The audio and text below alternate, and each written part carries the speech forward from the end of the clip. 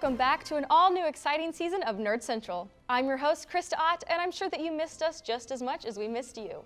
We have an exciting show for you this week filled with 4 brand new packs, of which are Scary Movie 202, Underrated, Nerd Games, and Roundtable Reviews. And don't worry, we're going to get to all of that juicy news we missed over the summer right now. Comic book nerds have finally taken over the world. The journey that started with the Avengers in 2012 finally came to a climax this summer when Avengers Endgame became the #1 highest grossing film of all time. It came close and seemed as if the superhero flick would not succeed Avatar for a while. But then the geniuses at Marvel re-released the film with a couple of extra scenes at the end, and that gave the film just the push it needed to defeat Avatar. And thus, every Marvel fan screamed, "We love you 3000." But unfortunately, it's not all sunshine and rainbows in the world of the MCU, as it seems very likely they're about to lose the rights to their friendly neighborhood Spider-Man, seen as the 5-movie deal between Disney and Sony ended with Far From Home. Who's to blame for this inconvenience or what it means for the webhead is unclear. We will keep you updated on this travesty as the story progresses. But speaking of progress, let's get to our first pack and see what's new with Bailey at Scary Movie 202.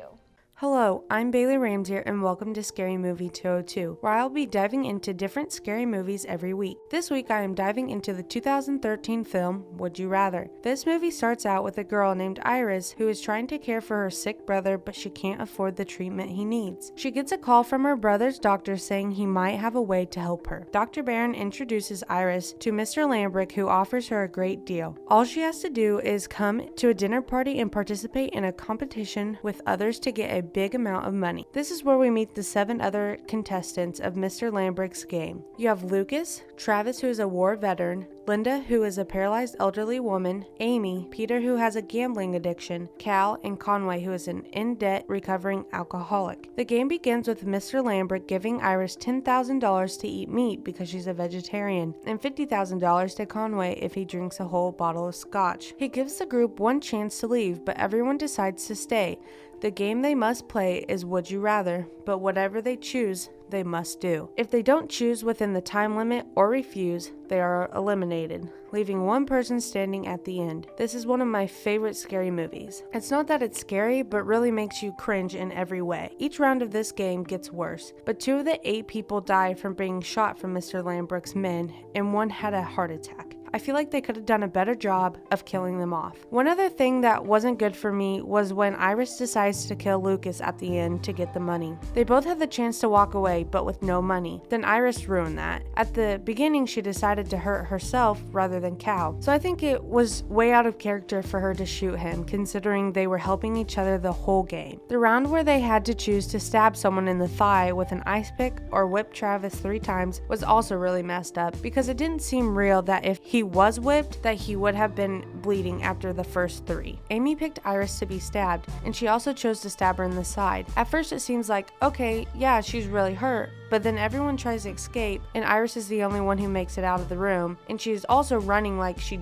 just didn't get stabbed. When she gets home, she also takes a shower like it's gonna make it go away. There's a lot of small things that bothered me, but other than that, I love this movie just from all the stomach-churning things that they have to do. I'm going to give this movie 7 Ooga Boogas out of 10 Ooga Boogas because of the cringe of when Peter lighting dynamite in his hand, Lucas having to cut his eye, and Amy and Iris being held underwater. I do recommend watching this if you like the feeling of your stomach churning. I'm Bailey Ramsey, and thank you for watching Scary Movie 202. I'll catch you next week when we look at The Conjuring.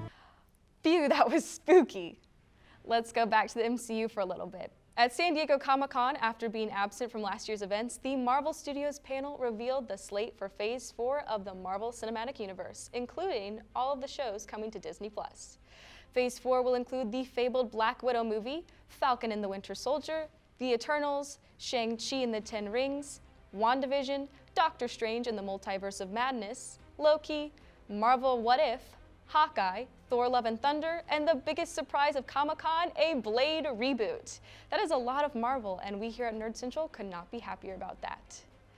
I gotta get away from Marvel news for a second before I get overexcited, so let's see what Katie has for us on Underrated. Hi, I'm Brenda from Phil of the Future, from The Sweet Life on Deck, and you're watching Disney Channel. Hey, I just my nails. Perfect. I'm about to take you on a trip down memory lane. If you grew up in the 90s to the early 2000s, this is the show for you. We are going to start off this week with a movie from the 2000s. 2006 to be exact, Wendy Wu, Homecoming Warrior. Now, if you don't remember this, let me refresh your memory. Wendy Wu, Homecoming Warrior, starred by Brenda Song, also known for her role as London Tipton on The Sweet Life of Zack and Cody. Wendy is a popular teenager at her high school. All she wants is to win Homecoming Queen, but that won't be easy because her frenemy Jessica Dawson is running against her. In the midst of all the stress of being a popular girl in high school, she all of a sudden hears a knock on her front door. When she answers the door, nothing will be the same again. She opens the door to a monk named Shen. He tells her that she is the reincarnated mighty female warrior and is the only one who can prevent an evil spirit from inhabiting the modern world. She does not take this news well, but she decides to help as long as she can still run for Homecoming Queen. As she goes through training to become an almighty warrior, she realizes that it's going to be a lot more than she expected. Now, if I'm being honest, a lot of older Disney movies are not as good as I once thought they were. Of course, I'm about 10 years older than when I originally watched them. Something that I never understood was how her parents never knew all of the things that were going on. They had no clue that there was an evil spirit inhabiting bodies that were trying to destroy their daughter. I don't know if it was just my parents, but they could easily tell when I was hiding something, let alone if there was someone trying to destroy my whole life. I will say that some of the fight scenes in this movie are well choreographed and actually looked like they were fighting most of the time. There was this weird part where her grandma handed her a change of clothes in the middle of the fight, and then all of a sudden she appeared in those clothes. I remember when I watched this as a kid though, I thought that it was so cool to see a different culture. Looking back at this movie, I appreciate it even more than before. Not only does it show different cultures, but for me, I realized that this was probably one of the first times I actually got to see a culture that was different than my own. And that is something that is so important, especially at a young age. It was also probably one of the first times I saw a woman in a lead role that wasn't just a damsel in distress. Instead, she was a kung fu warrior. On a scale from 1 to 5, I would rate this movie at 3 Disney Channel ears. It was definitely a great movie to watch, especially to see a lead woman kick butt, but there were some moments that were just a little too cheesy, as to be expected in a Disney Channel movie. Tune in next week for another blast from the past.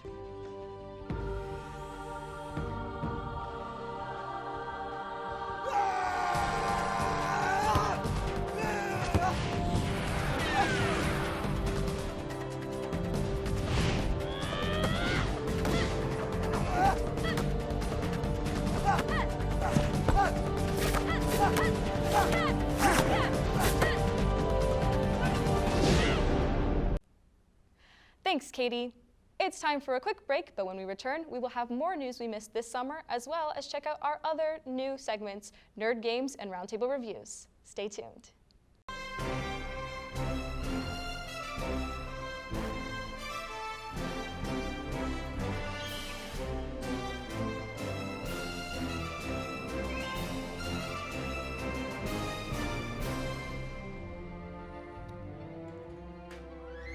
Welcome back to Nerd Central. It's time for some Star Wars news. First off, we finally got a look at The Mandalorian at D23. The trailer didn't tell too much about the plot of the show, but gave us more of a clue to the themes that will be explored. The trailer makes it seem like a dive into the life of a nameless bounty hunter, and that's pretty much all we know. On top of The Mandalorian, we received a new trailer for The Rise of Skywalker. The big takeaway from this trailer is, oh my gosh, is Rey going to be evil? And finally, and somehow even more intriguing than that, we finally have confirmation that Ewan McGregor is returning to reprise his role as Obi-Wan Kenobi in his own Disney Plus series. Given all of the developments for Star Wars and Marvel, I think it's safe to say that Disney has a good couple of years ahead of itself. Are we all caught up? Good. Now we can give you a couple more recent stories. The first is that we finally have a trailer for Bad Boys 3, Bad Boys for Life, and it's every bit of early 2000s nostalgia we all crave. Martin Lawrence and Will Smith will be reprising their roles from the first two films. While on the subject of trailers, we finally have our first teaser for The Birds of Prey, or The Fantabulous Emancipation of One Harley Quinn. It's a short one, but seems promising.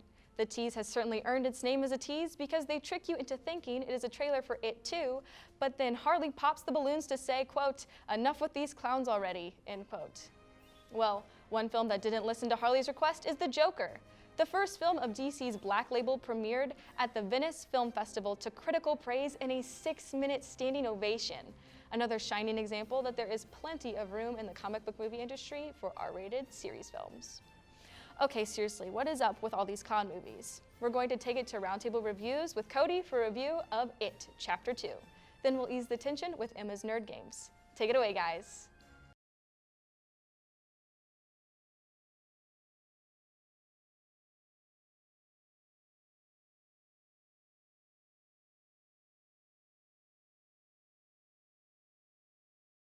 Hey guys, welcome to Roundtable Reviews, the show within a show that gives me an excuse to go to the movie theater every week. This week, I saw It, Chapter 2, and unfortunately, I was a bit disappointed. The first It was one of my favorite films from 2017, and I don't read the books, but from what I understand, this is the half of the book that's the boring part. Even going in knowing that, I expected a lot better things than what I got, because this definitely lives up to the reputation of the boring half of the It series. It 2 is 2 hours and 45 minutes, and boy, do you feel it. It was also very predictable. About 30 minutes in, I was mouthing the lines before anybody could say anything, and I was tapping my finger every time I knew that a jump scare was going to happen, and I only failed like one time with that. So the worst thing of all is there's not very many scares in this horror movie. First one was so good at it though. I was almost afraid to walk to my car after the first one. So to see how it's gone down and hasn't scared me at all is just such a disappointment.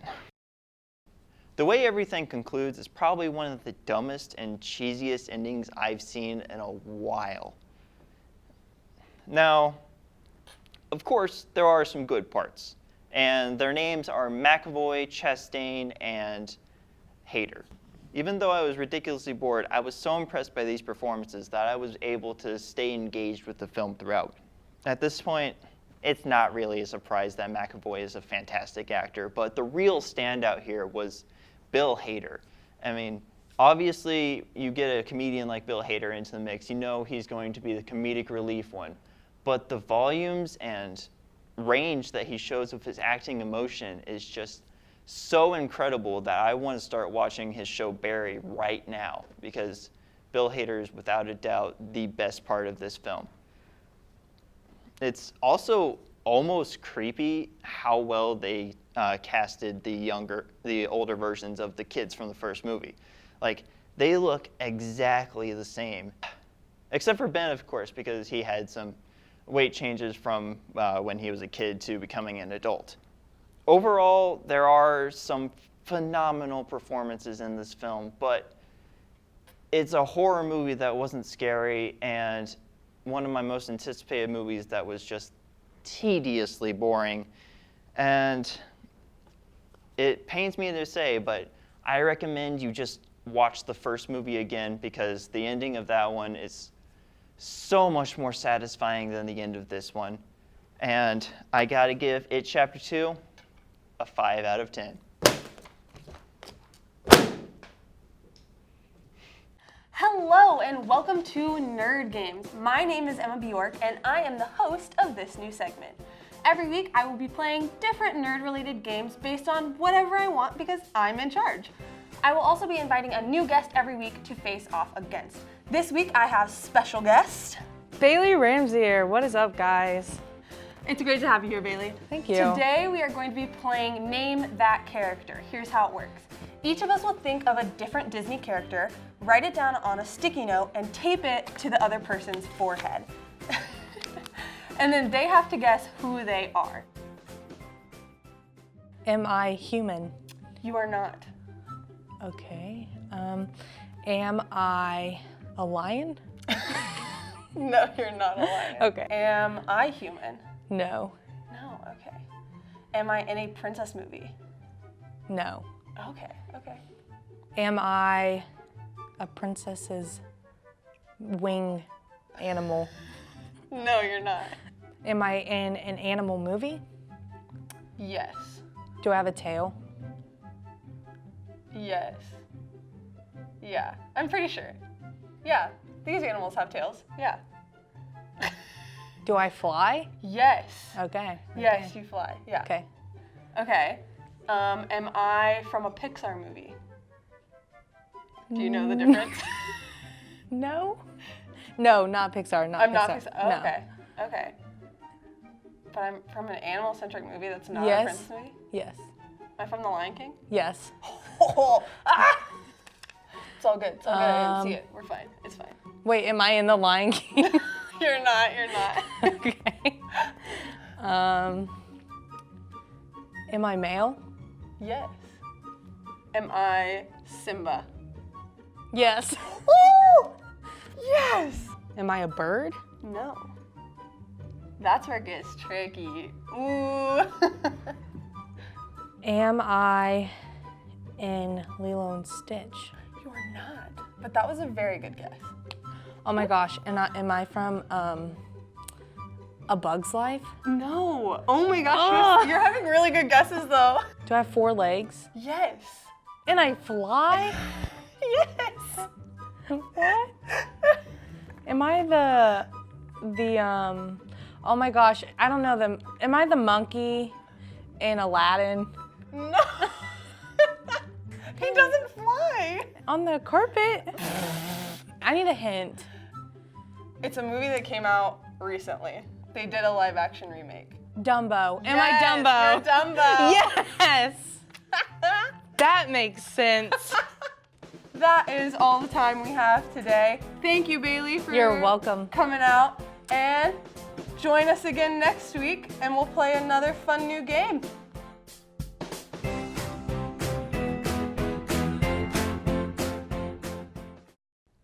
Thanks, guys. Well, that's all I have for you this week, but the show isn't over. Stay after the break. We'll take it to Showdown, where we're going to figure out what the best summer movie was. Stay tuned.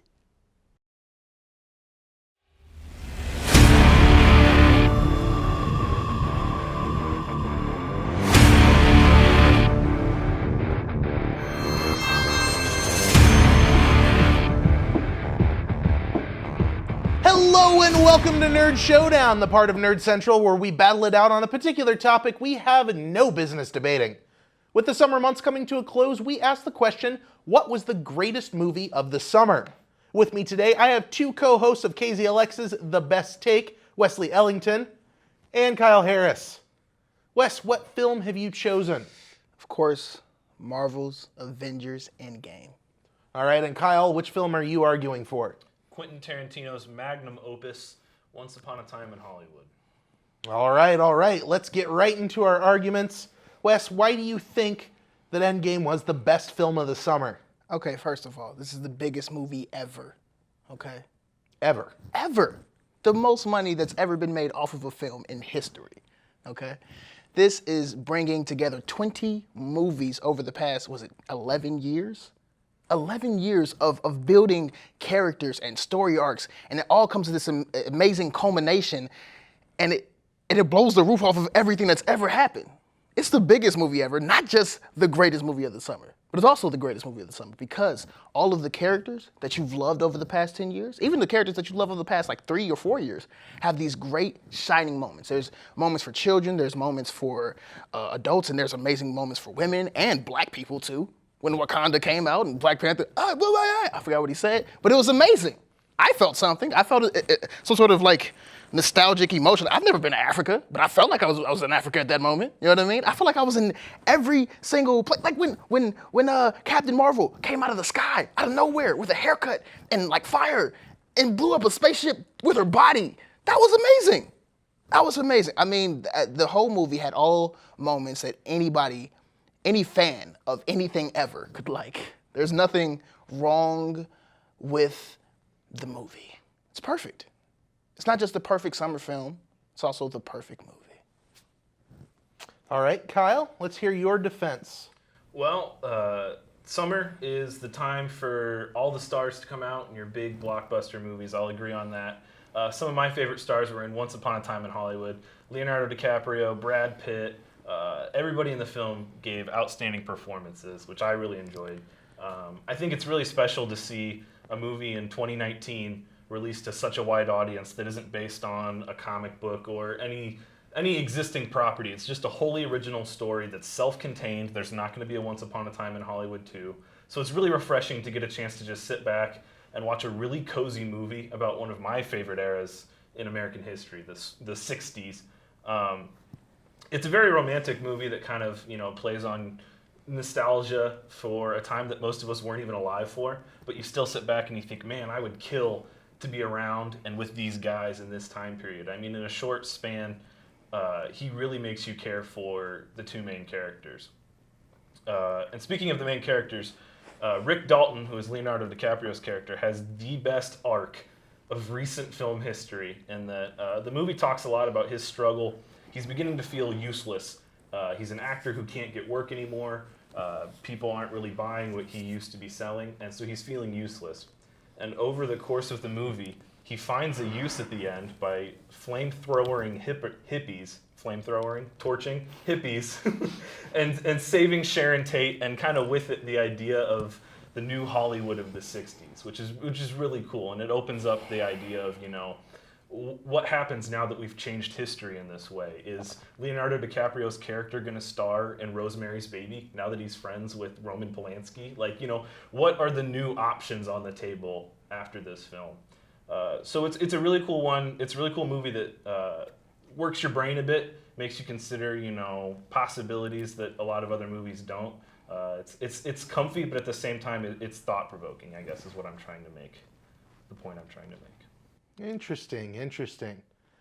All right, Wes, why don't you take a flamethrower to Kyle's argument here? Why do you think that Once Upon a Time in Hollywood is an inferior film at the very least to Endgame? Okay, let's be real, guys. Quentin Tarantino is a wannabe of Martin Scorsese. Okay, this film, it was good in all the wrong places. Okay, the story arc of Rick Dalton was cool, I guess, but it's not nearly the story arc of Tony Stark, a man who had a child, then risked his life to save the universe. The movie suffered just like Kyle's dissertation of how great it was. It drawed on. It was 2 hours and 30 minutes of just weird dialogue, and it played on the Charles Manson murders that actually happened, but then they didn't really show Charles, only showed him once in the whole movie. It had him in the trailer, he was like, oh, it's gonna be a big thing about it. He only showed up once, that didn't matter much. A flamethrower, it was too much, and it wasn't good enough to be like, this is our summer movie, this is amazing, Once Upon a Time. It was trash. It was a bad Tarantino movie. And if Scorsese made the movie, it'd be better, but still not good because the story is trash, the characters are trash, and it just it's a bad movie. It's a bad movie. All right, Kyle. Let's hear your analysis of Endgame, and I'd like you to keep those criticisms in mind. Keep it short, keep it sweet, and put more serial killers in your argument. Okay. Well, I think my biggest complaint with the new Avengers movie is that it didn't really offer anything new. We've seen, I guess you could say the themes of the movie were maybe good versus evil, and maybe Tony Stark's bad feelings about how he failed his friends is another major theme. That was kind of cool. But it's been done before in the other 4 Avengers movies and other 20 Marvel Cinematic Universe movies. Another thing that I think is important is the first and biggest point Wesley made was that it was a movie that made a lot of money and that it was based on 20 other films. And I don't think it's fair to compare Once Upon a Time in Hollywood, one movie, to 25 movies. You know what I mean? I don't think we should conflate box office with being a better movie, and I think we have to isolate these two films and analyze them versus each other, and not, an original story versus 60 years of comic book storytelling. So that would be my main argument against the Avengers. Okay, again, you teased us with Charles Manson up front, didn't appear in the rest of the argument. There's gonna be points off for that. Just Well, let's wrap things up. Let's hear final arguments. I want you to tell me your definitive opinion based on everything that we've said here today. Why do you think that your movie is the best? Wes, go. Well, let's be honest again. It's honest part 2. Honesty with Wes part 2. Okay. We're comparing the movies. That's what this is. This is a showdown between Marvel, Avengers, and Once Upon a Time in Hollywood. It's the greatest movie money-wise, storyline-wise, this is 11 years of culmination. And the story arcs, I'm gonna tell you guys, Captain America's story arc when he grabs the hammer, that made me cry. I saw the movie 3 times and I cried 3 times. 3 times! I haven't cried that much in 10 years since I saw the first Iron Man. It's so good, everything about it. And look, Once Upon a Time in Hollywood, it was trash. I'm sorry. Charles Manson is a cool story. I was watching Mindhunter. They had 5 minutes of Charles Manson, and that was better than all of the 30 seconds that Charles Manson played in that movie, and it was the exact same actor. That's how bad the directing is. That a better director, David Fincher, did something with Charles Manson in 5 minutes that movie couldn't do in 3.5 days of film. It was a long-ass movie, okay? And the movie did a bad job with Charles Manson. And Charles Manson is cool. But yeah, Marvel is a better franchise, better movie, better summer film. Endgame, all the way. All right, Kyle, your final rebuttal.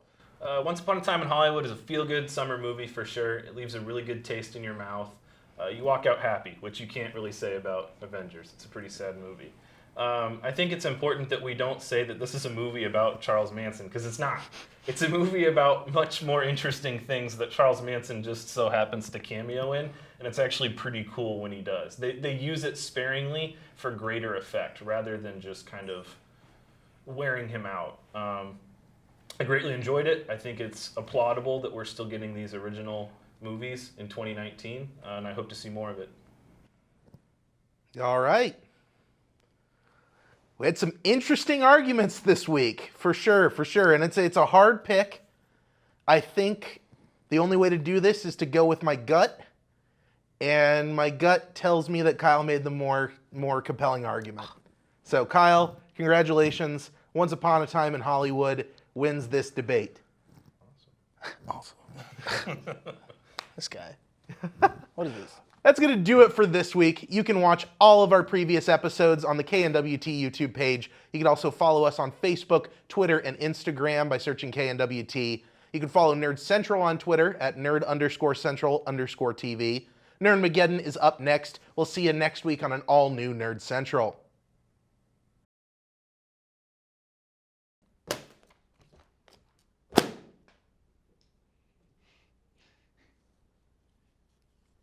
All right, we're good.